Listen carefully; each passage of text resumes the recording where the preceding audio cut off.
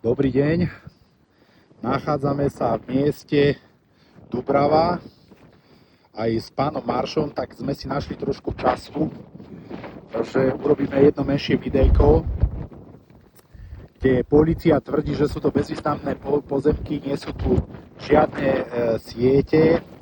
No a momentálne odtiaľto vyšlo auto, ktoré kope elektrické prípojky. Tak sa pozrite na to, aby ste videli.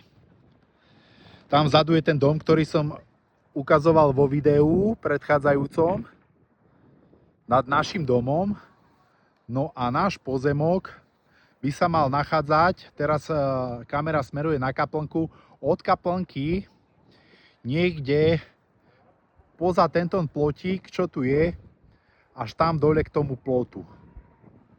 Vyzerá to asi takto, máme tu urobenú aj starú mapu, ako to vyzeralo. Teraz vám to ukážem, takto. Sem niekde stojí tá kaplnka v tom cipe, tade ide aj tá cesta.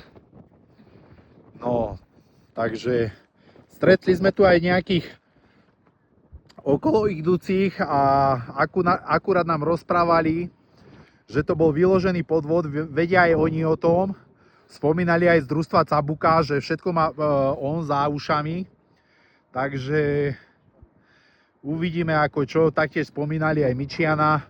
Lenže ja som bol trošku ďalej od nich, rozprával sa s nimi pán Maršo.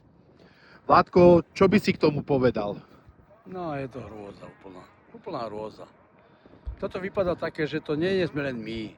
Keď sme sa dopočuli teraz, keby sme to skôr zisťovali, kto tu všetko bol oklamaný, tak boli by sme isto prekvapení. Možno, že sa nájdú aj nejakí svedkovia noví, ktorí tiež tu prišli o pozemky, ako moja mama. Tu vidíte ten pozemok. To je nejakých 2700 alebo 897 metrov štvorcových. Takže bezvýznamné pozemky, kde meter štvorcový sa pohybuje od nejakých možno 60 do 100 eur. Takže asi toľko. Je tu viacej ľudí oklamaných. Skúsime sa ešte poinformovať, či by sa našli nejakí svedkovia, noví, ďalší, ktorí tu boli oklamaní, ktorí tu prišli o pozemky v jednej jedine, ako moja mama. A zrejme aj pán Maršo. Vy ste tu tiež mali nejaký pozemok, nie? Jasné. Aj pán Maršo tu mal nejaké pozemky na Dubrave. Takže ozaj, takto smerom vzdušnou čiarou, smerom tam sme mali tiež jeden pozemok, ale na druhom strane toho kopca. Bolo to hneď vedľa toho sadeniska jahôd. Ten nám vrátili. No, prečo si ten nenechali a ten neprenajali? Nech tam sadia tie jahody. To nie, ich zaujímali tieto pozemky, presne. Stavebné pozemky ich zaujímali. No, takže takto sa bohatne. To by bolo asi všetko. Pán policajt, ORPZ Čaca, bezvýznamné pozemky, nie sú tu siete, aha, pozrite sa na tú brázdu, aký káblik sa tu ide zakopať. No, páni z prokuratúry,